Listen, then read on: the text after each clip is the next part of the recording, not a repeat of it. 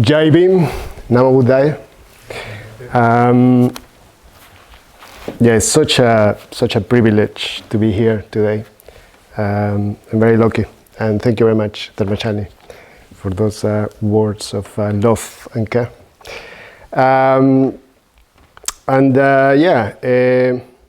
What I'm going to do today is just emphasize some of the ideas, that have been presented already here during this weekend and over the years, in this journey that I have undertaken by joining Triratna, moving from Venezuela to the UK, and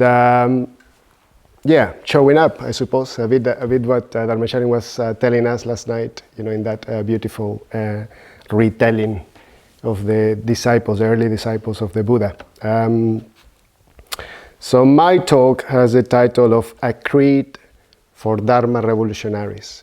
And that's the title of the weekend, so we're talking about the liberated wanderers, or the Dharma Revolutionaries. And I think, as probably have come across already, that the Buddha's early disciples were exemplar Dharma Revolutionaries. We are talking about the Arahants, and I'm very, very happy that Maitrinara this morning reminded us that it's not just about the Buddhas and Bodhisattvas. That language is very common in Triratna, talking about the Buddhas and Bodhisattvas, but we're talking about the Arahants as well. So I want to focus on them a bit, and then talk about other figures. So they live a life of radical renunciation. They gave up worldly attachments and dedicated themselves fully to the pursuit of a spiritual freedom. And I really like the way that Padmavajra was talking yesterday about the social implications of enlightenment.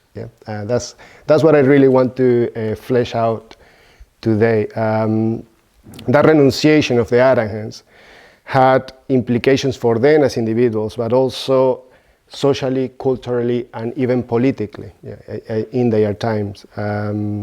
So they were challenging, actually, the dominant values of their places, their societies. And they became, in a way, symbols of an alternative way of life. And that's very important, that language of symbols. We are surrounded by them here in this space. Archetypes, they speak very deeply to us. I want to mention three disciples in particular from the Buddha, direct disciples of the Buddha. Two of them were already mentioned yesterday by Dharmachalni. So I want to talk first of all of Shariputra. So Shariputra was a Brahmin. He was actually a very well-respected Brahmin, and he was also a seeker. He was seeking for the truth. He was seeking for a teacher. And when he encountered the Buddha, he realized that he had found what he had been seeking all his life. And he was full of joy. In a way that Vimoksha Sukha, that Padmavajra was referring to.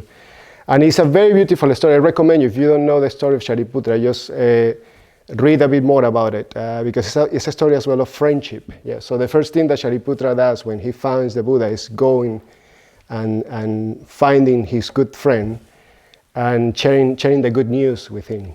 And that's very much the Buddhist tradition. The Buddhist tradition is a lot about friendship. I think that also was very apparent in the story that Dharmachalni was sharing with us last night. Also, Shariputra became the Buddha's chief disciple. So that's why in that story also we see all these other disciples of the Buddha going to Shariputra first before going and inquiring to the Buddha directly. Another Arahant that wasn't an Arahant during the life of the Buddha is Ananda. So Ananda was the Buddha's cousin. He was a very good friend to the Buddha, and the Buddha was a very good friend to him. And he played a crucial role in preserving the Buddha's teachings after his death. So it's legendary, the account of Ananda reciting the teachings of the Buddha, what he witnessed and what he heard from others in the first Buddhist council after the death of the Buddha. And the interesting story here is that he became an arahant just before that council started. Yeah? That's another very beautiful and inspiring story that you can look at. And I also want to mention a female disciple of the Buddha, Mahaprajapati, yeah? Who wasn't just a disciple of the Buddha, but was the Buddha's stepmother. Yeah? She raised the Buddha. He was the Buddha's aunt, and he became, the carer of the Buddha to be, in any case. She also was the first woman to request and receive ordination as a bhikkhuni or a nun. Yeah? And I will refer to her a bit more in a moment. So that was also a revolutionary act. All these areas that I'm referring to talk about people, individuals, challenging the norms of the societies that they live in. Yeah? And they brought about transformation and social change by doing that. Yeah? I think that your choice wasn't just a personal one, as I said before, it was a political one. Yeah? And I would like us to, in a way, to not be shy, to think in terms of the political implication of us standing, for a spiritual conviction. Yeah? This is very dear for me, and I probably can say a bit more about myself at this point. So I'm from Venezuela. I'm South American, and before moving to the UK, I was a social activist or a social worker. I was working in the slums in Venezuela. I was a Buddhist first before becoming an activist, and I was very inspired by the Bodhisattva ideal. Yeah? That ideal of gaining enlightenment for the benefit of all.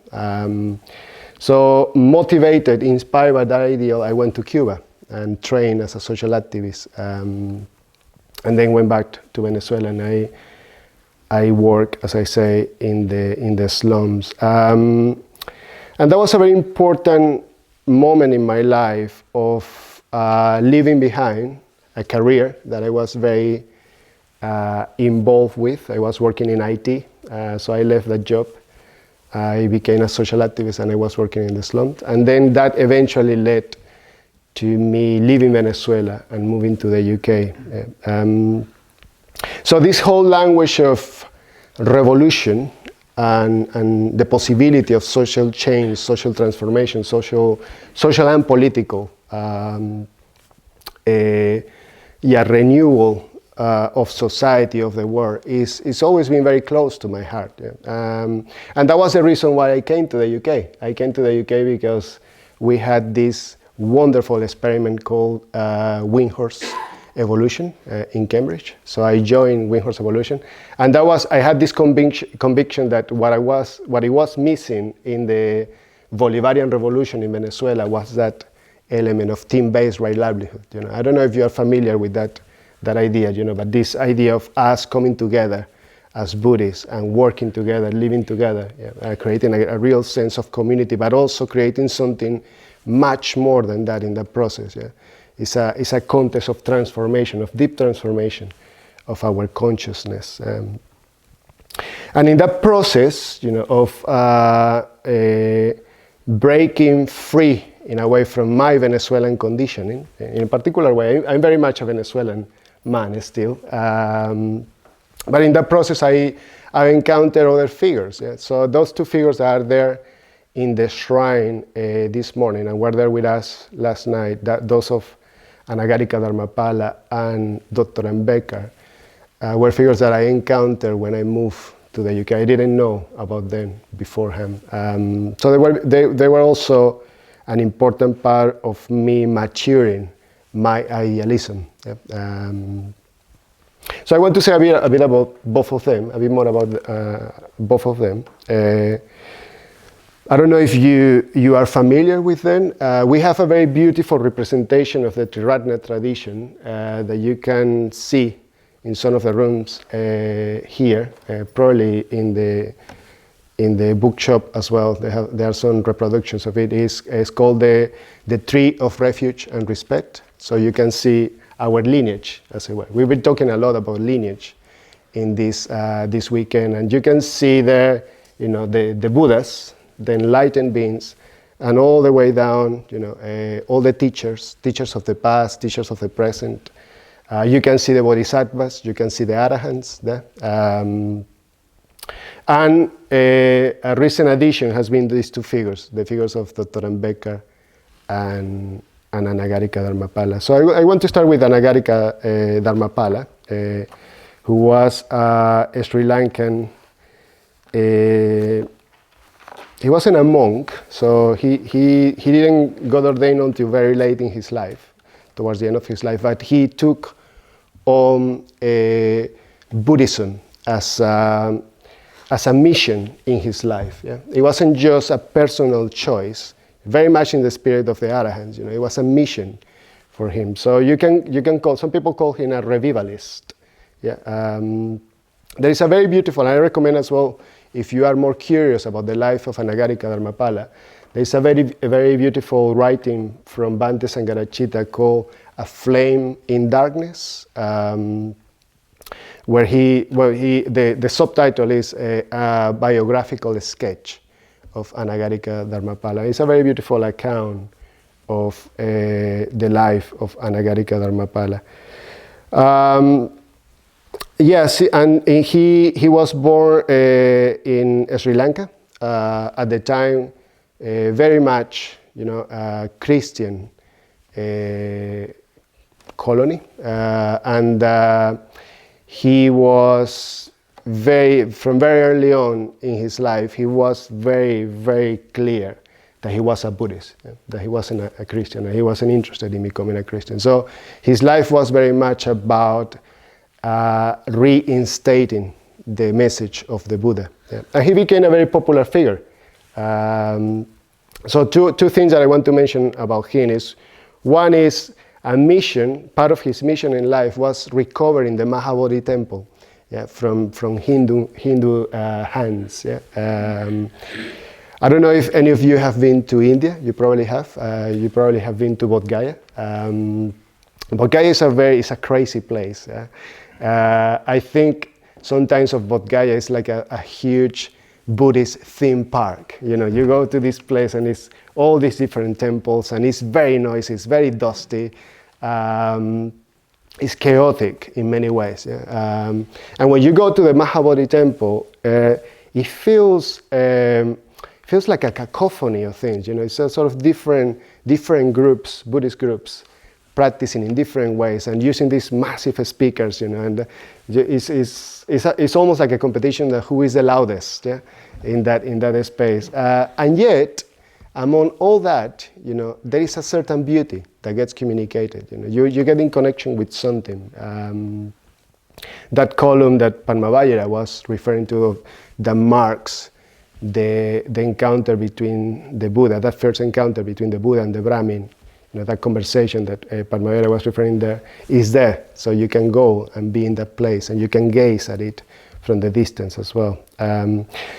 So that was part of the mission of Anagarika Dharmapala, recovering that place, and unfortunately he couldn't see that back in Buddhist hands before his death. Yeah, so he died, and that was still very much in the hands of the Hindu group, the Hindu society that was controlling. He was the founder of the Mahabodhi Society, Anagarika Dharmapala, and but his efforts, he sparked the flame that later on meant basically the revival of Buddhism in India. And he did something very important as well that I want to mention, is that in 1893, he went to the United States and he participated of the World's Parliament of Religions. Yeah? He became a very popular, charismatic figure in that space. But he did something very significant. Apart from promoting Buddhism, which was very, very important, he conducted the first conversion of a Christian person in American soil to Buddhism. Yeah. So he started the process of conversion in the West. Yeah. So it probably, it was at that point probably common for Westerners to go to the East and convert to Buddhism, but the first conversion in the West was performed by Anagarika Dharmapala. So he started a very interesting process there. And he had a very strong sense of a connection with beings. Something that Sangharakshita refers to in relation to Anagarika Dharmapala is that he was a lifelong devotee of meditation. Every day he would rise early, long before daybreak, and follow the time-honored Buddhist practice of radiating metta, first towards parents, teachers, and benefactors, then friends and fellow workers. Little by little, widening the circle of loving kindness until it embraced not only all human beings, regardless of creed and nationality, but gods and animals too. So he was vibrating, this is what Sangharakshita says, with this intense love for humanity. I really like another example close to my heart, which is not a Buddhist example, but you probably know of Che Guevara, or have heard of Che Guevara. And Che Guevara says something kind of similar. He says, the true revolutionary is guided by a great feeling of love. Yeah? So love is this important force. I wanted to mention Che Guevara partly because you might not think of Buddhism when you think of Che Guevara. But I think it's important also that we can recognize the potential. Yeah, I appreciate the way that Dharmachalin was putting that when he introduced me. Recognize the potential for something transcendental, in the mundane. I think that was something that the Buddha did very well. Yeah. So maybe sometimes we can fail at being a bit too quick to discard, things, to become a bit sort of prematurely cynical, in relation to idealism in the world. Maybe we can just pause a bit and trying to connect with the deeper motivation, the deeper volition, as it were, that is behind a particular message. Yeah? Because at the end of the day, it's not really about the ideas, it's about the people, it's about the person. Yeah? So connecting with the person that are subscribing to those ideas. Yeah? So Anagarika Dharmapala started this movement. Yeah? He started this flow, of intention in a particular direction, and I think there is a bit of a lineage there of different people getting involved in this project of recovering Buddhism, because Buddhism, by the way, Buddhism disappeared from India. So this is a time where there wasn't any Buddhism in India. Yeah, the main religions were just Islam and Hinduism. Yeah? And that lineage of reviving Buddhism in India concluded in a way, though it's still going, but concluded in a very big manner with Dr. Ambedkar, the other figure in the shrine this morning. So Dr. Ambedkar was an Indian social reformer. He was many things. That's really a disservice to him just putting in those terms. But he was many things, and also he is very widely accredited to be the chief architect of the Indian Constitution. Yeah. He was born a Dalit, or an untouchable. And he experienced discrimination and oppression firsthand. He converted to Buddhism at the end of his life after a long career of being involved in politics, being a social leader, being an intellectual with a huge intellectual progress. He's a main contributor to many ideas that were very important to the formation of India. And he concluded that process in in a magnificent way, with the mass conversions of 1956.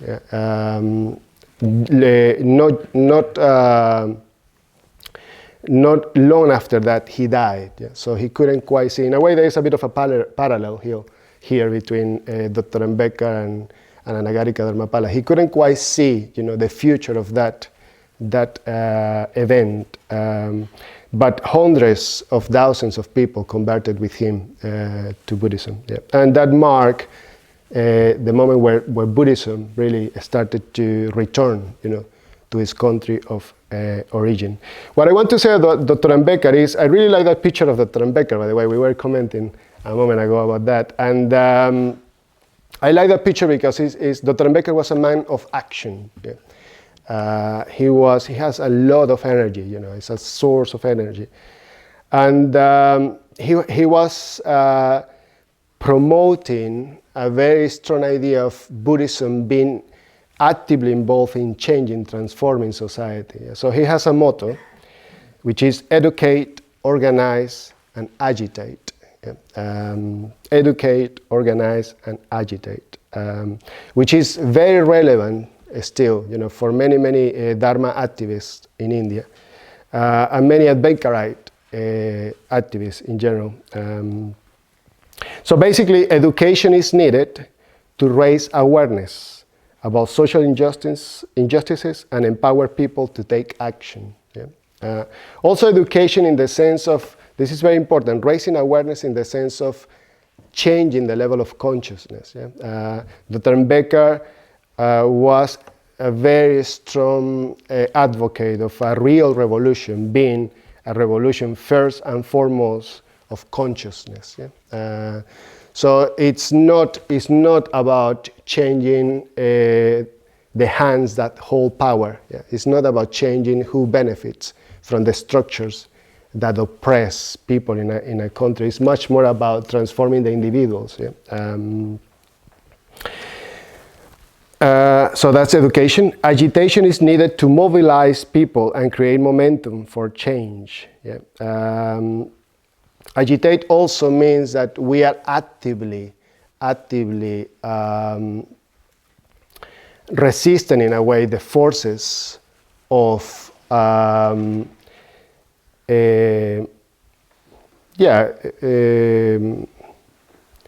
just accepting the flow of society. In a way, you probably, all of you have been in an introductory course in your different centers, probably. And maybe you have come across, if you haven't in those introductory courses, you probably have come across to this symbol of the wheel of life, the Tibetan wheel of life. At the center of the Tibetan wheel of life, there are three animals that they represent the three poisons. Yeah?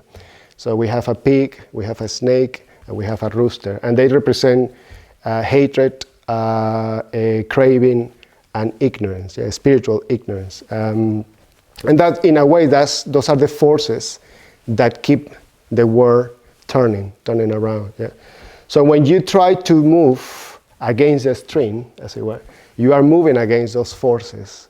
So in a way, that's what agitate means here, that we are constantly trying to stand on a different set of values, a different core of energy, for our spiritual life. And we should expect that there's going to be conflict between our higher aspirations and the forces that keep the world turning around. Yeah. And organize is important because that's a way of channeling energy into concrete actions and sustain a long-term movement for social and political transformation. Yeah. So organization is very important. Creating institutions is very important. Yeah. So Triratna has developed over 50 years, have developed institutions like Parmaloka, retreat centers, urban centers, institutions in terms of the way that we live out this Dharma life. For example, Kalyana Mitrata. Kalyana Mitrata has been a very important part of what we do in Triratna, Sangha, building Sangha. Yeah? So institutions organizing can be as well in terms of that, in terms of what we do as a spiritual community, how we organize ourselves. Yeah? I just want to read something from Dr. Becker before moving on. So Dr. Becker says, my final words of advice to you are educate, agitate, and organize. Have faith in yourself. With justice on our side, I do not see how we can lose our battle. The battle to me is a matter of joy. The battle is in the fullest sense spiritual. There is nothing material or social in it. For ours is a battle not for wealth or for power. It is a battle for freedom. It is the battle of reclamation of human personality. I like the thing about human personality. I think what he's getting at is the battle for recognizing, for recovering, reclaiming what is truly human. Yeah? What is authentically human? What is that is humanity at its core, at its essence? Yeah? And in relation to this, I want to read something from Bhante Sangharacchita. It's a very beautiful statement, a very strong statement as well from Sangharacchita. Some of you might know it. It's entitled "Why I Am a Buddhist." So just a couple of quotes from that writing. So Sangharacchita says, Buddhism can be understood and practiced anywhere in the world, because Buddhism addresses itself to the individual human being, regardless of race, nationality, caste, sex, or age. I believe that humanity is basically one. I believe that it's possible for any human being to communicate with any other human being, to feel for any other human being, to be friends with any other human being. This is what I truly and deeply believe. This belief is part of my own experience. It is part of my own life. It is part of me. I cannot live without this belief, and I would rather die than give it up. Yeah. So it's that crucial, yeah, that conviction. And that's the way Sangharacchita lived. You know. He dedicated his life to make that belief available, real, for many others. Yeah. A very important role that Sangharacchita identified in his, mission, as it were, of communicating the Dharma is that of being a translator, finding relevant ways in which the Dharma could be transmitted, communicated to others. Yeah. He was experimenting, as Padmavira also very beautifully reminded us yesterday at the beginning of the movement, and throughout his life, he was always trying to find new ways of communicating the Dharma. So yeah, we can borrow inspiration from the lives of the Arahants to infuse our Dharma activism. I really like that. By the way, this expression, I heard this expression for the first time from Padmavajra in one of the Kalyana Mitrata retreats that are available here in Parmalaka. Well, I think they are still available, I don't know. They were available when I got ordained. And if you are an order member and you haven't done one of those, go for it. It's a very beautiful experience of, going deeper into the understanding of that lineage of friendship. And I really like this vision that Padmavira was communicating of Padmaloka being a place where people were trained to become Dharma activists, and then at the end of their training going somewhere, and communicating the Dharma. Doing something. It's partly because of that I moved to Nottingham and became a Mitra convener in Nottingham. I remember very well being here probably 7 or 8 years ago, more than 7 years ago certainly, at the end of a very similar weekend like this, going through a very difficult period of a lot of turmoil to do with Venezuela. Venezuela has been going through, I don't know if you know, but Venezuela has been going through a very, very difficult phase in our history, in the last 10 years, and that was aggravated at that time with a lot of conflict in the Sangha in Venezuela, and that affected me very deeply. And I remember feeling quite confused and in a way torn, at the end of that weekend. And I remember being here on my own in the shrine at the end of that weekend and just prostrating to the Buddha and just making this aspiration of what I want is to give my life in service. I remember saying that to the Buddha. And after that weekend, a few days after that, Artabandu, who is somewhere around here, sent me an email saying that if I would consider moving to Nottingham and become a Mitra convener in Nottingham. I didn't know anything about Nottingham. I didn't have any connections in Nottingham. But it was out of that inspiration, that I did that. And I'm always grateful, to Artabandu that gave me that opportunity.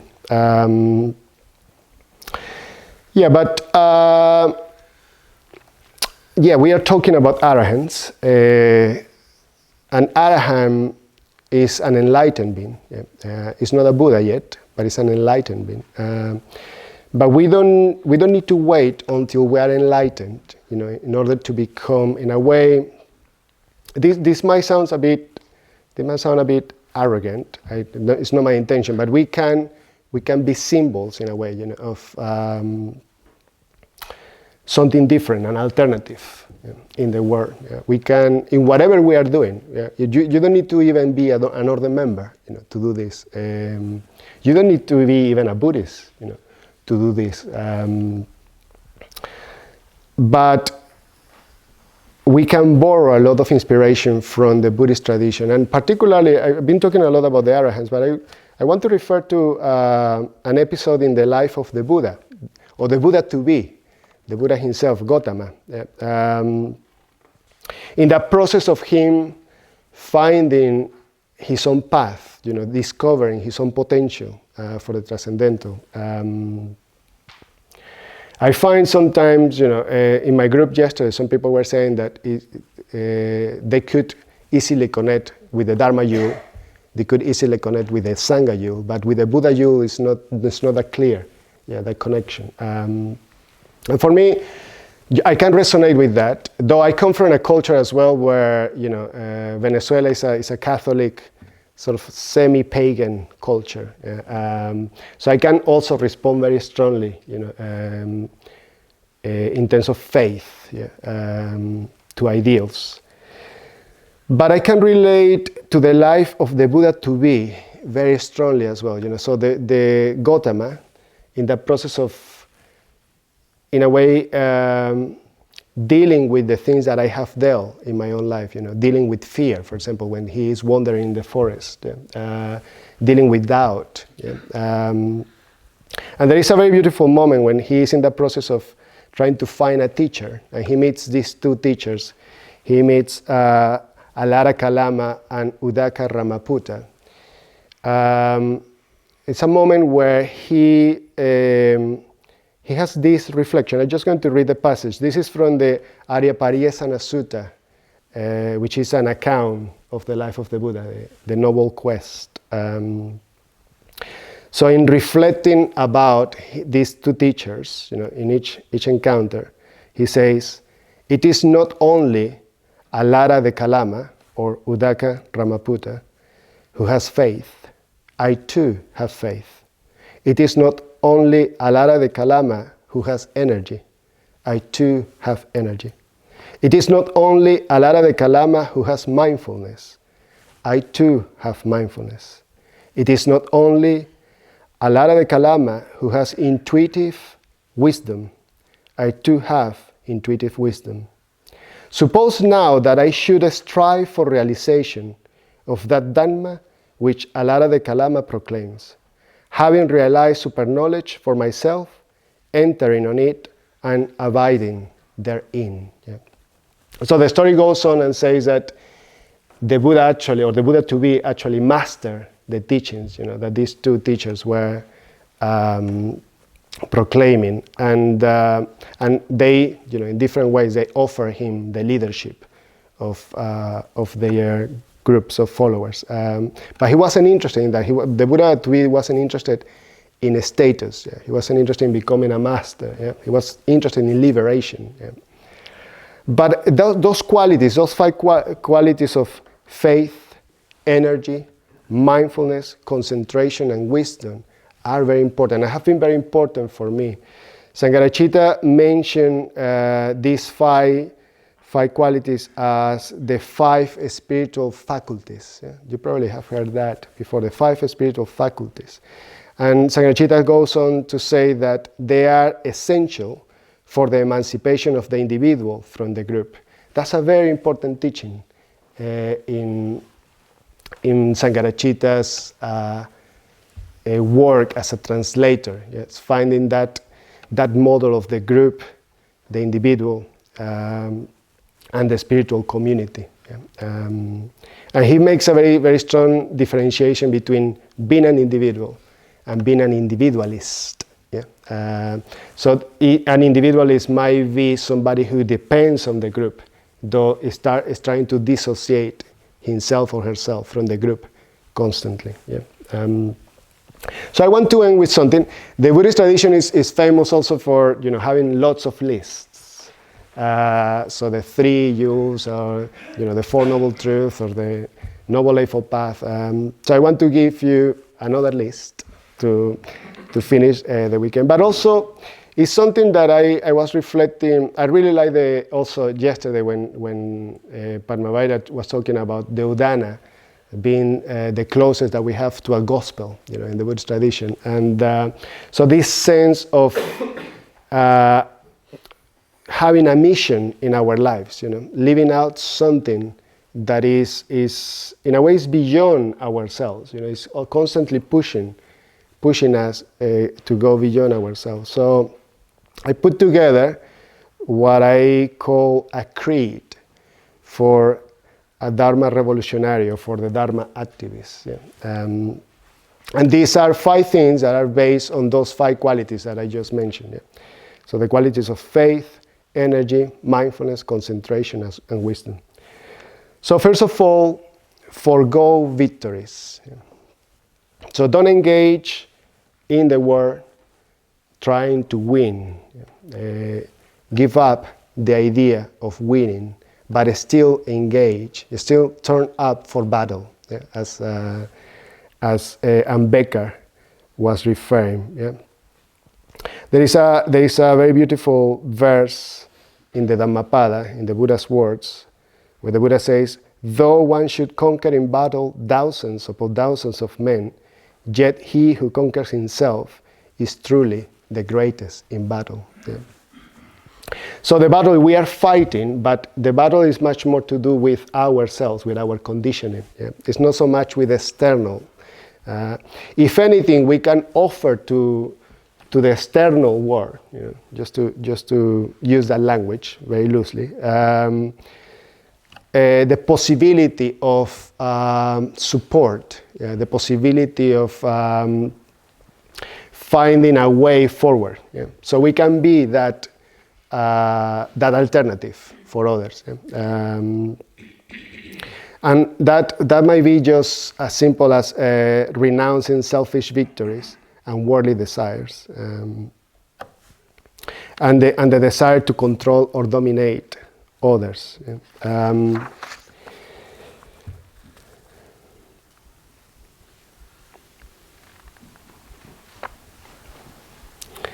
Something that I've been reflecting around this is, it's probably unavoidable that we want to achieve something. We want to win. Yeah? That's unavoidable. But also,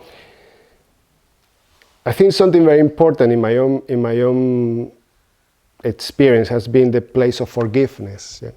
In relation to this. So we are going to be betrayed, yeah? As part of this process of engaging with the world. Yeah? The world is going to let us down. Yeah? People that we are very close to, people that we love, are going to betray us, and we are going to betray as well in turn. Yeah. So it's part of what we are as human beings. You know, the sort of the mess that we can be, yeah, in life. And I was looking recently at the experience of South Africa, you know, after the apartheid, and particularly a book, The Book of Forgiving, by Desmond Tutu. And he says something very interesting there. He says, when at last our leaders were released from prison, it was feared that our transition to democracy will become a bloodbath of revenge and retaliation. Yeah. Miraculously, we chose another future. We chose forgiveness. At the time, we knew that telling the truth and healing our history was the only way to save our country from certain destruction. We did not know where this choice would lead us. The process we embark on through the TRC, the Truth and Reconciliation process, was, as all real growth proves to be, astoundingly painful and profoundly beautiful. Yeah. Something about also accepting the pain, yeah, the pain of being defeated, the pain of losing, yeah,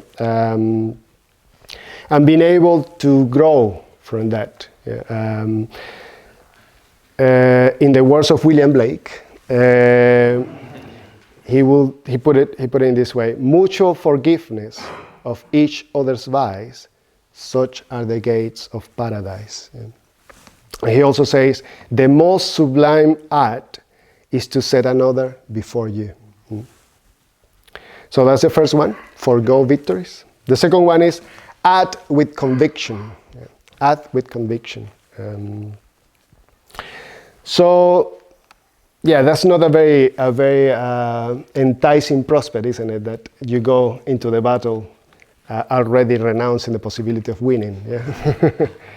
But in a way, it's not so much about the winning. It's about the fight. You know, I personally like a good fight. You know, I think it might be part of my South American conditioning. But and what I mean with a good fight is that you can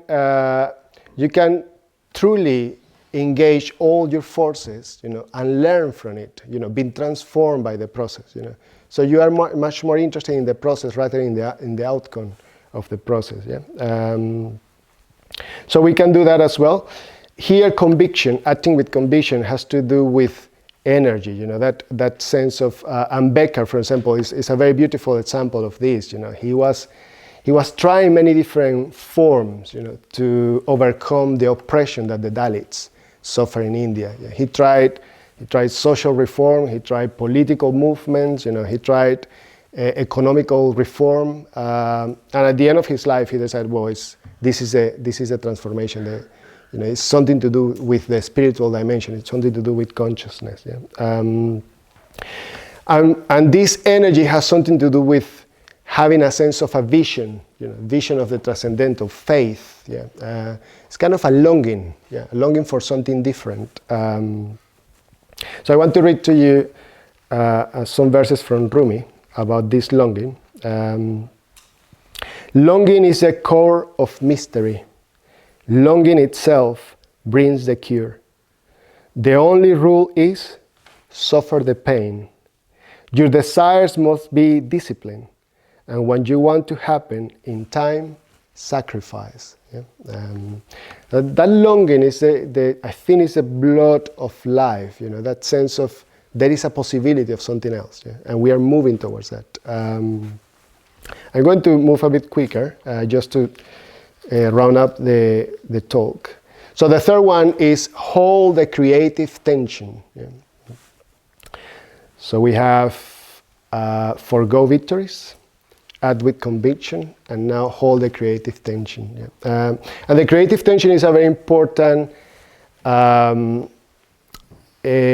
presentation of two forces that Bodhicitta has given us. Just two forces that we all wrestle with. You know, probably some of you during this weekend have felt these two forces very strongly. One is that the tendency, what he calls the tendency of involvement in the world, so being part of the world.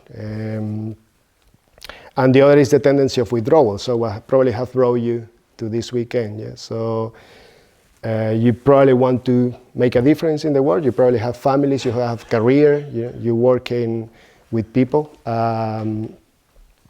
But also you have a desire to have time for your own growth and development, for nourishing yourself. And that can feel like a conflict, for many of us.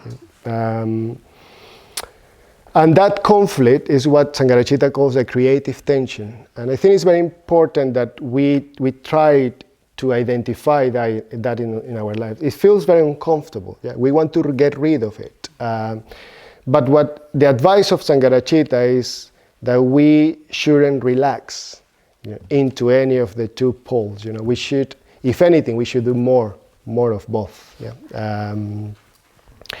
And that tension, the pressure that we bring about by trying to keep, those two dimensions alive in our life, is what is going to create a sort of a leap in our level of consciousness. We are going to break free from that apparent dichotomy, apparent conflict that is there in between those two tendencies. Yeah? Fourth is aloneness if you're dwelling. Aloneness is your dwelling. Yeah? And this is also part of my own experience with meditation, and also with being involved in Triratna and working, with people. I think it's a very common experience in our society, that of loneliness, feeling lonely. It's more and more. I just finished working for the Nottingham Buddhist Center, but in many of the courses when people were coming, there was a very strong sense of wanting to belong, a desire to find a community. People manifesting a very strong sense of feeling lonely, feeling even lost in their lives. Yeah? And I imagine that that's not strange, for any of you in this room. But I think there are sort of three dimensions. Yeah? So there is a sense of loneliness, there is aloneness, and then there is solitude. Yeah? And I want us to reflect in the second one, aloneness, which is something a bit much more existential. We might not have the possibility of solitude, on a daily basis in our lives, but we can bring a sense of aloneness, remembering that at the end of the day, this whole business of a spiritual life is a deal between us and death. Yeah? That's what we are trying to get at. So what is that is truly, is going to be truly making a difference in our lives, in our consciousness. Yeah? And Agarika Dharmapala used to have this quote written down: "The ideal man is he who, in the midst of the greatest silence and solitude, finds the intensest activity, and in the midst of the intensest activity, finds the silence and solitude of the desert." Yeah. So that apparent contradiction, or paradox, that's something that we can dwell in, and that can give us a sense of the mystery that we are uncovering, through our Dharma lives, or our lives in general. Yeah. And the last one is be playful with reality. Yeah. So wisdom sometimes might feel like, we need to learn the Dharma. It's very good to discipline our intellect, and to have clarity. But also, just remember that this is, in a way, this is all a play. Yeah? Another of the biographies of the Buddha is called the Lalitavistara Sutta, or Sutra, which is a later recount of, it's a more legendary account that we probably encounter the first time that we come across Buddhism, this whole idea of the Prince Siddhartha and living in the palaces and all that. And Lalita, that word Lalita, means playing, be playful, yeah? Or play. Yeah?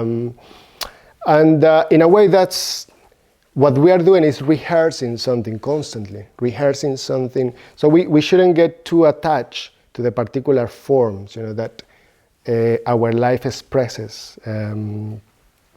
So we can approach life with probably a sense of lightness and curiosity, discernment and insight, and that's gradual as well. Yeah, so we can cultivate that more and more. You probably all have had a glimpse in your life of the transcendental. That's why you are here. Yeah, you have seen something in your life that has brought you here.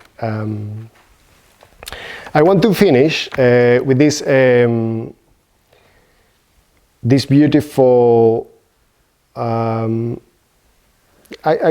think it's a call for action, but this idea that the Dharma needs to be communicated in your own language, in the vernacular. So I want to read a poem from a South American poet, Pablo Neruda. He's very, very famous, very well known. And that probably what people don't know about Pablo Neruda is that he was a communist. Yeah? So he belonged to the Communist Party in Chile, and he was very distraught, very affected, by the coup d'état against Salvador Allende. So this year we are commemorating 50 years of the coup d'état against Salvador Allende, and that led to the dictatorship, the brutal dictatorship of Pinochet in Chile. But there is a poem that he wrote. It's called "To My Party," and I want to read it. First of all, I want to read it in Spanish, which is my mother tongue, and I want to do it just because I moved to the UK 15 years ago, and I follow my ordination training process in English. I have been an order member for 11 years, and all what I have done has been in English, but that's not my mother tongue. Yeah. And I feel at this point in my life, I feel like a very strong need to find ways of communicating the Dharma in my own language. Yeah. So I'm going to read it in Spanish first, and then I'm going to read it in English with a little tweak that I did for you all. And I'll finish. A mi partido. Me has dado la fraternidad hacia el que no conozco. Me has agregado la fuerza de todos los que viven. Me has vuelto a dar la patria como en un nacimiento. Me has dado la libertad que no tiene el solitario. Me enseñaste a encender la bondad como el fuego. Me diste la rectitud que necesita el árbol. Me enseñaste a ver la unidad y la diferencia de los hombres. Me mostraste cómo el dolor de un ser ha muerto en la victoria de todos. Me enseñaste a dormir en las camas duras de mis hermanos. Me hiciste construir sobre la realidad como sobre una roca.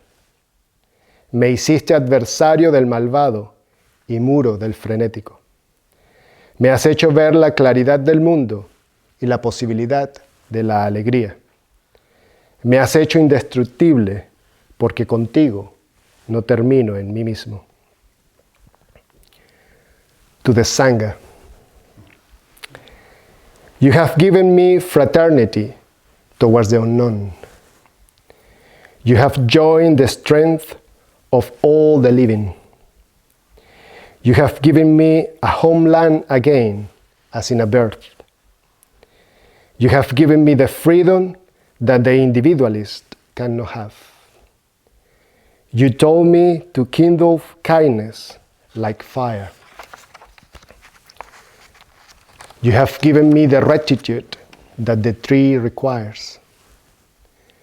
You told me to see the unity and the difference among humanity.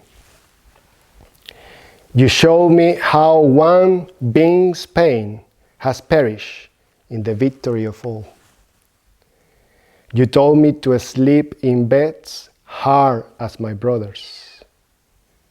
You made me build on reality as on a rock. You made me adversary of the evildoer and wall of the frantic. You have made me see the world's clarity and the possibility of happiness. You have made me indestructible, because with you, I do not end in myself.